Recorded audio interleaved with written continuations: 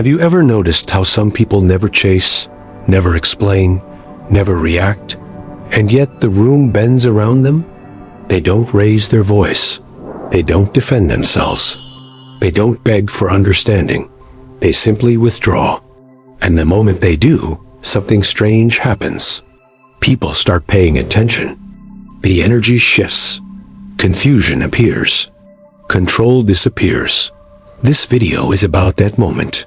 The moment you stop being available, and everything changes. Most people believe power comes from presence, from visibility, from always being there.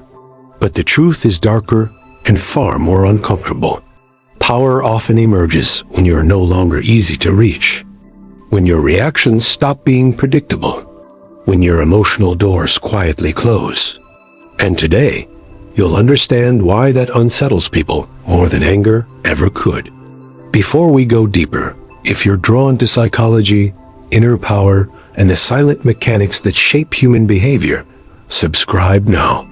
This channel is not for noise. It's for those who see beneath it. There is a moment in every life when silence becomes louder than words.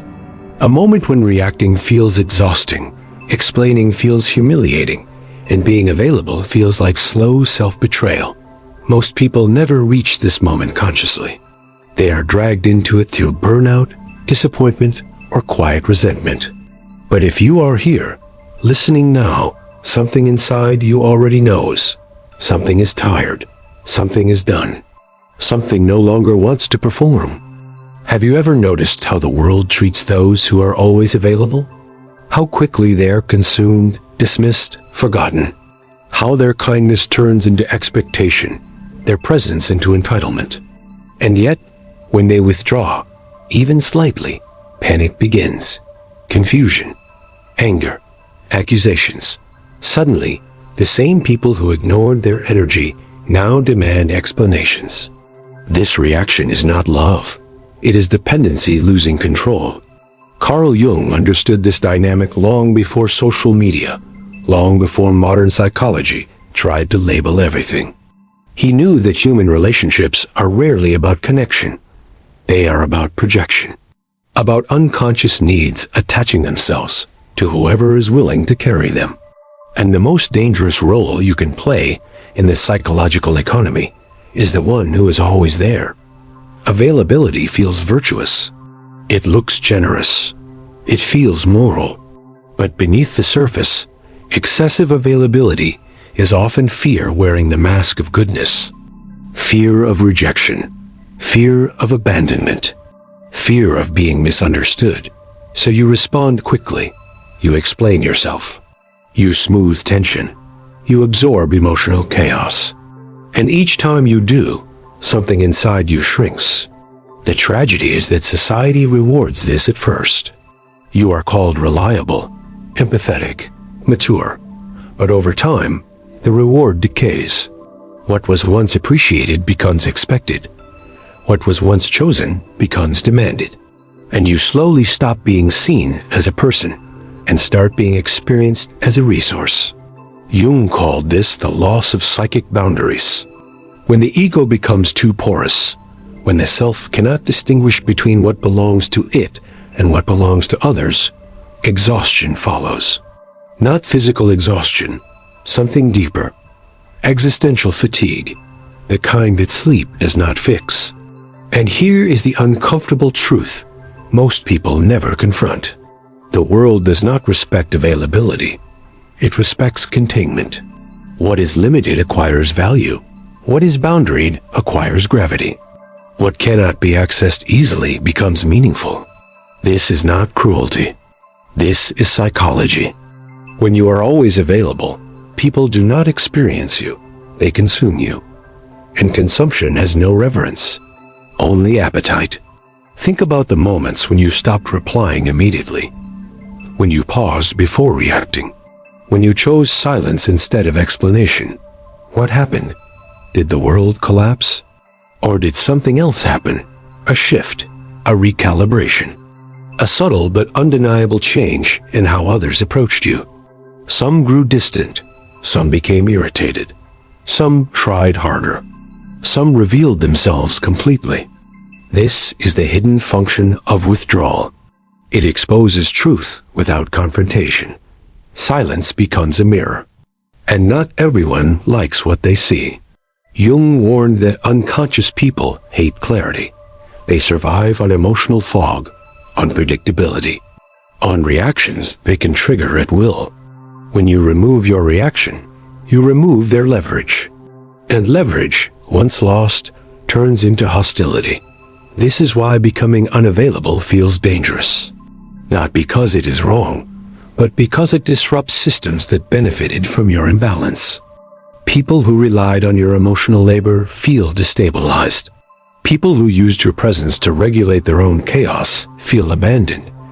But abandonment implies ownership, and they never owned you. You are never meant to be endlessly accessible. No psyche can survive that without fragmentation. Jung believed wholeness requires withdrawal, periods where the self turns inward, detaches from the collective demand, and reclaims its center.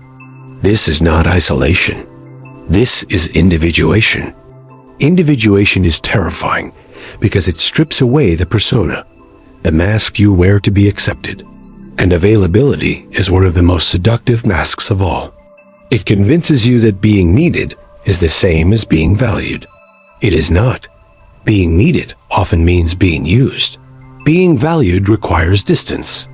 Notice how rare things are protected, guarded, hard to access. Not because they are arrogant, but because exposure degrades meaning. The psyche works the same way. When everyone has access to you, no one treats you as significant. When access is earned, respect follows naturally.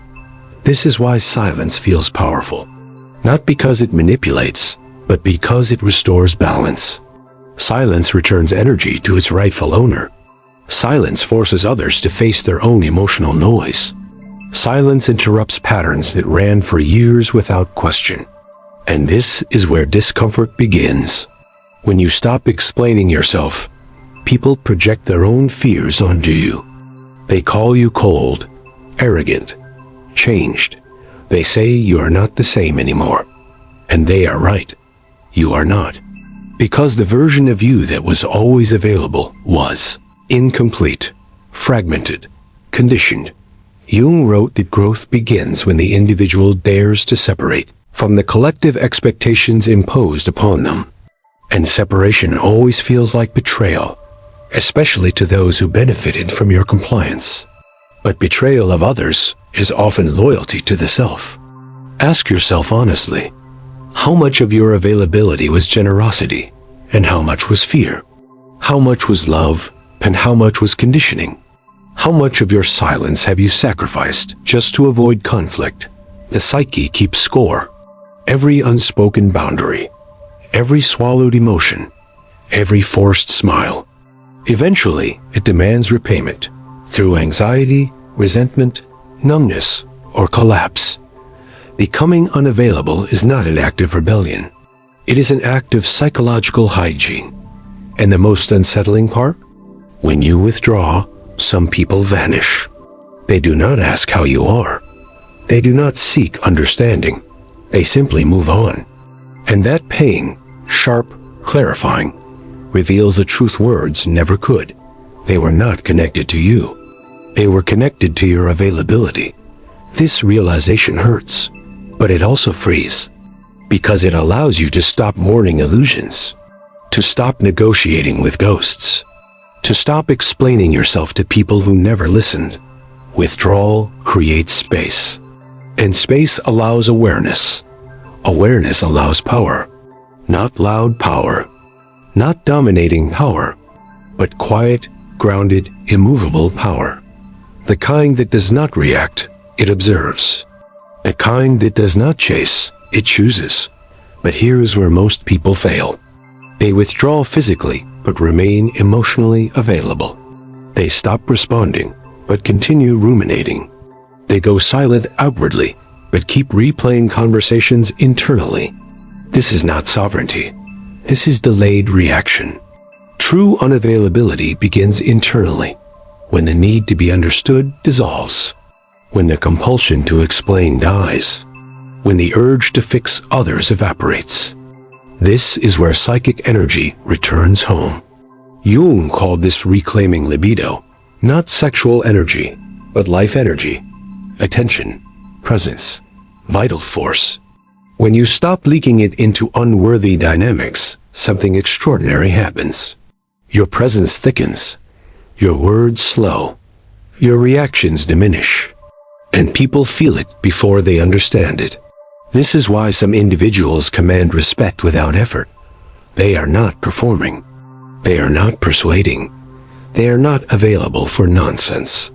Their energy is contained, and containment creates gravity. But containment also invites confrontation, because when you stop being accessible, you stop being controllable. And those who relied on controlling you will escalate. They provoke. They guilt. They accuse. This is not because you did something wrong. It is because you disrupted a psychological economy they depended on. This is the shadow side of unavailability, the backlash, and most people retreat here. They return to explaining, to appeasing, to shrinking, because the discomfort feels unbearable. But if you can endure this phase, if you can remain still while projections crash against your silence, something irreversible begins. And that is where we go next. In part 2, we will descend into the mechanics of psychic energy, emotional manipulation, and why your reactions have been feeding systems designed to drain you. You will understand exactly how silence destabilizes control, and why those who fear it reveal themselves completely. Stay with this. Do not rush. The power is in the pause. Good. Slow down. Lower the voice. This is where it gets darker. Most people believe exhaustion comes from doing too much, from working too hard, from giving too much time. Jung would disagree. He believed the deepest exhaustion comes from misdirected psychic energy, energy spent on the wrong battles, the wrong people, the wrong inner dialogues. Psychic energy is subtle. You don't feel it leaving immediately. It leaks quietly through reactions, through rumination, through emotional engagement with things that do not deserve access to your inner world.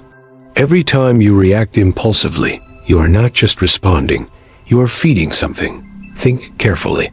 When someone provokes you and you rush to defend yourself, who benefits? When someone disrespects you and you over-explain, who gains power? When someone ignores your boundaries and you still show up, who learns that your limits are negotiable? This is not accidental. Human beings are instinctively drawn to sources of emotional energy. Jung observed that unconscious people gravitate toward those who react easily because reactions confirm existence. They validate influence. They create stimulation. And stimulation is addictive. The most dangerous dynamic is not overt abuse.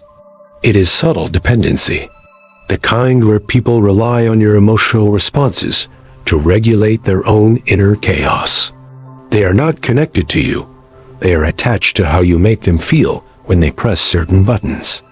And those buttons exist because you learned early that reaction equals safety. That silence equals danger. That being available equals love. But this conditioning is outdated. It belongs to childhood, to survival, not to sovereignty. Jung warned that what remains unconscious becomes fate.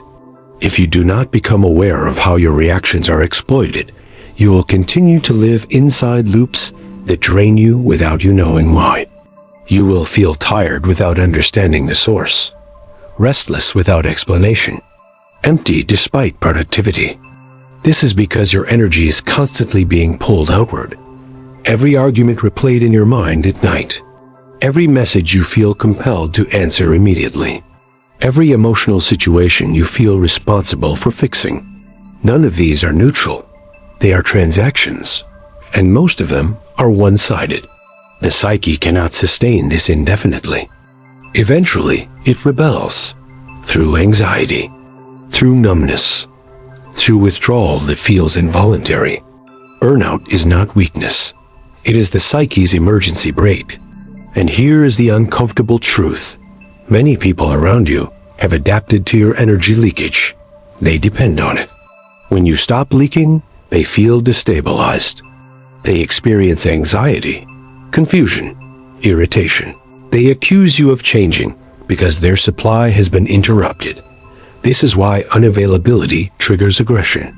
Not because silence is cruel, but because it exposes dependency.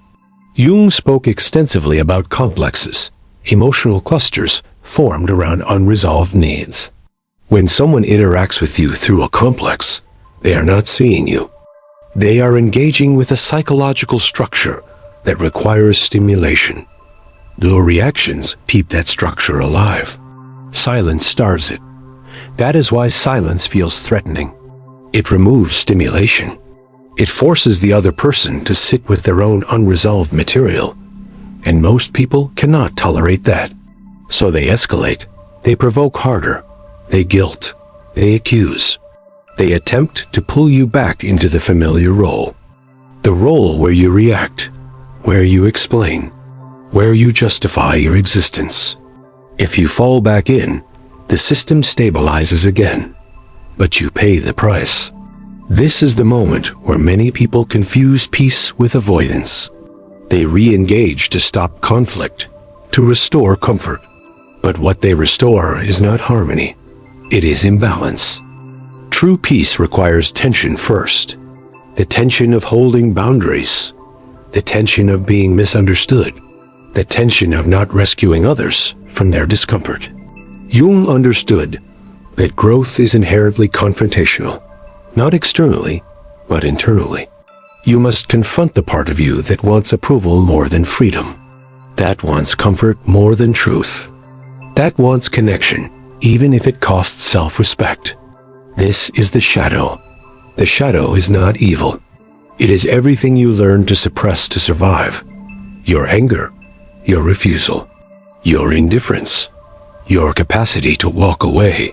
When you deny these traits, they turn against you. When you integrate them, they protect you. Unavailability is not withdrawal from life. It is integration of the shadow. It is the moment you allow yourself not to respond, not to fix, not to explain, not to save. And something remarkable happens when you do this. Your inner dialogue slows. Your emotional volatility decreases. Your presence becomes heavier. People sense this. They may not understand it, but they feel it. The same way animals sense danger or calm. You no longer emit desperation. You emit containment. Containment is what predators respect. Containment is what manipulators avoid. Containment is what unconscious people fear. This is why silence feels powerful. Not because it dominates, but because it refuses to participate. But do not romanticize this phase. It is uncomfortable. You will feel guilt, doubt, loneliness. You will question whether you are becoming cold, whether you are losing empathy. You are not. You are learning discernment. Empathy without boundaries is self-destruction. Jung believed compassion must be paired with differentiation, the ability to distinguish where you end and others begin. Without this, love becomes pathology. The moment you stop reacting automatically, you begin to see patterns clearly. Who only comes to you when they need something. Who disappears when you stop giving. Who respects your silence. Who cannot tolerate it. This knowledge changes you permanently. But awareness alone is not enough. Because even when you understand all of this, there is still one force that keeps pulling you back. Identity. Who are you when you are not available? Who are you when you are not needed? Who are you when you are not responding? This question terrifies most people, and that is where the deepest transformation begins. In part 3, we will explore how identity, ego death, and individuation collide, and why becoming unavailable feels like losing yourself before you finally become whole. Stay with the silence. It is doing its work. Good. Now we go deeper. When you stop being available, The first thing that collapses is not your relationships. It is your identity. Most people do not realize this because they confuse identity with personality. But Jung was precise. Identity is not who you are. It is who you believe you must be to remain accepted by the world. The helpful one, the understanding one, the one who replies, the one who fixes, the one who absorbs tension so others don't have to. This identity feels moral, responsible, even noble. But it is fragile because it depends entirely on feedback, on reaction, on being needed. The moment you withdraw, that feedback disappears. And without feedback, the ego panics. You begin to feel invisible, irrelevant, unnecessary. This is not loneliness. It is ego withdrawal. Jung described this phase as one of the most dangerous and necessary stages of individuation. Because when the persona collapses, the psyche enters free fall.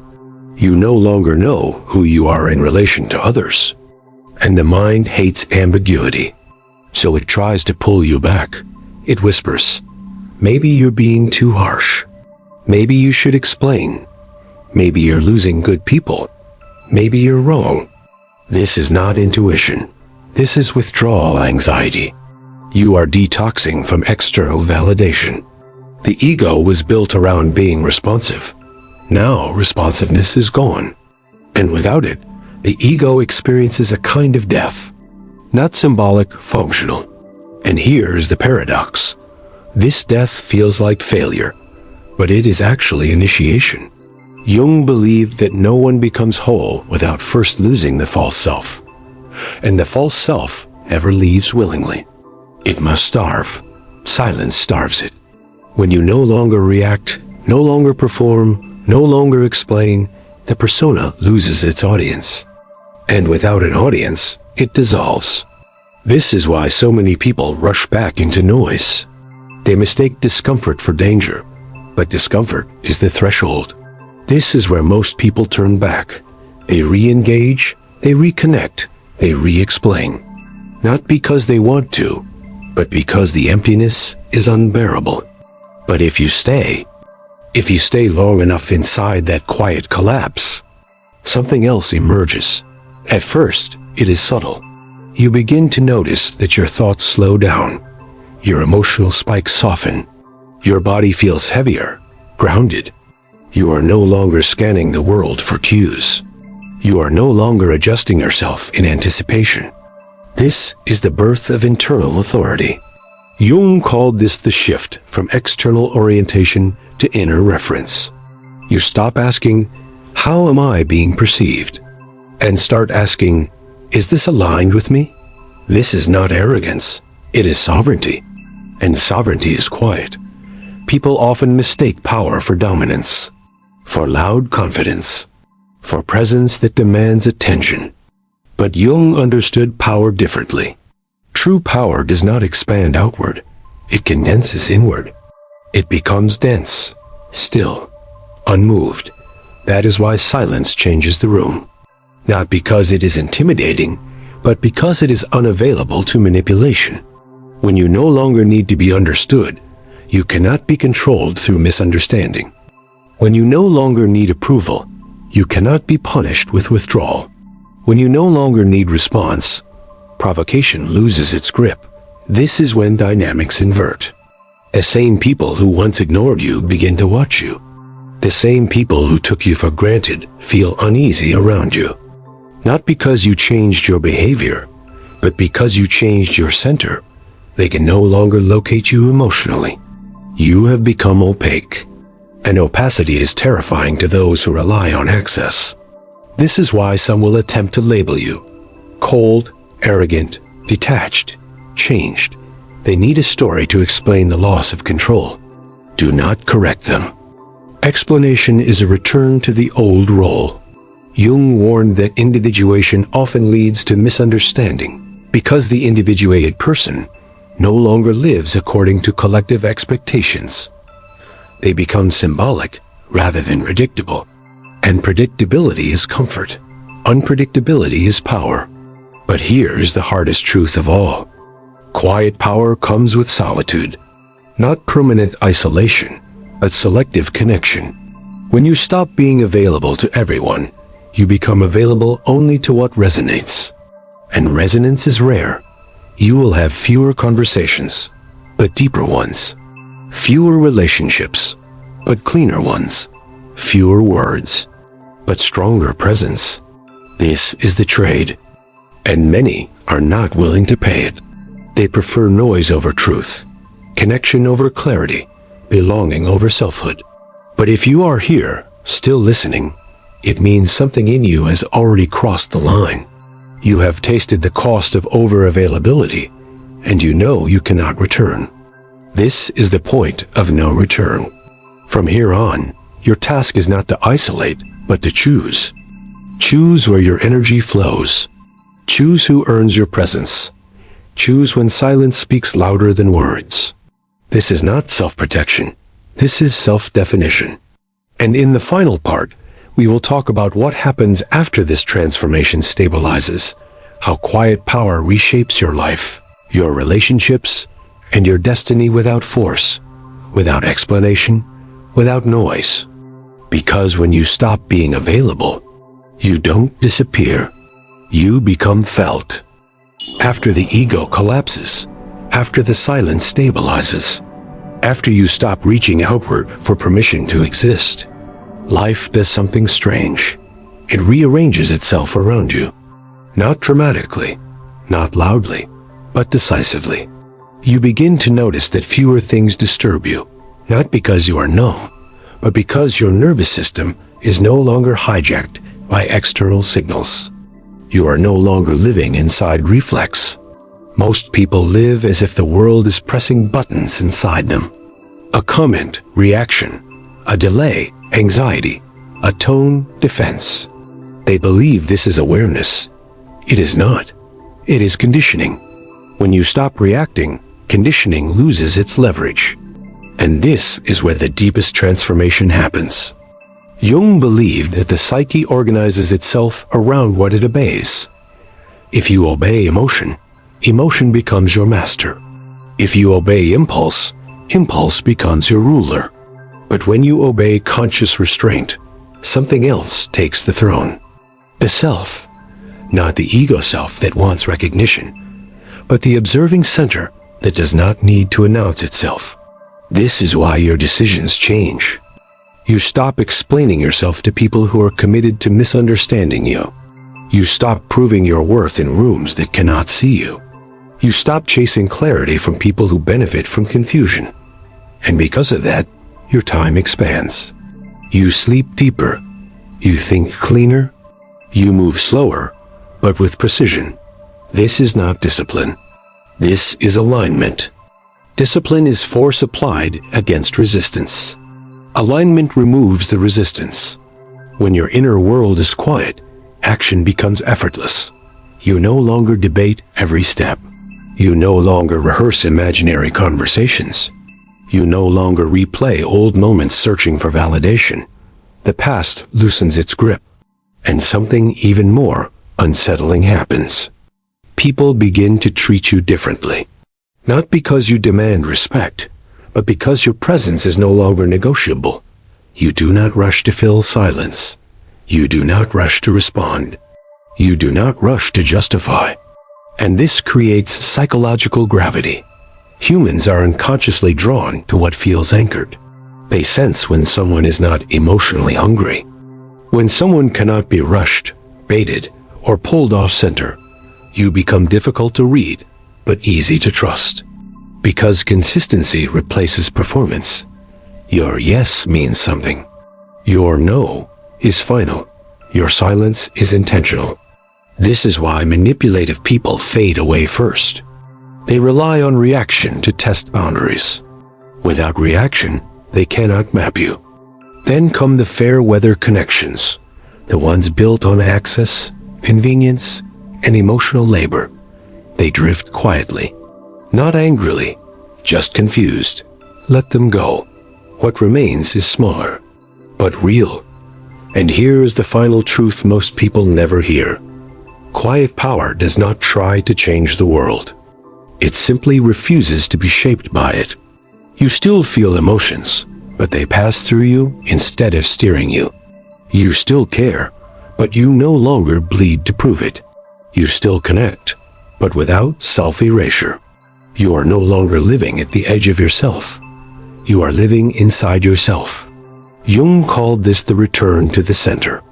The moment when the psyche stops fragmenting itself to meet expectations and instead gathers its energy inward. From that point on, life stops feeling chaotic. Challenges still come, but they no longer feel personal. Loss still happens, but it no longer defines you. Uncertainty still exists, but it no longer paralyzes you. Because you are no longer ruled by reaction. You are ruled by awareness, and awareness does not panic. It observes, chooses, acts. This is the life on the other side of silence. Not louder, not easier, but cleaner. And once you have lived here, you will never trade it for noise again. If this resonated, don't rush to comment. Sit with it. Let the silence work. And if you want more videos like this, slow, deep, and unsettling in the right way, subscribe quietly. No announcements needed. Those who are meant to find this channel already have.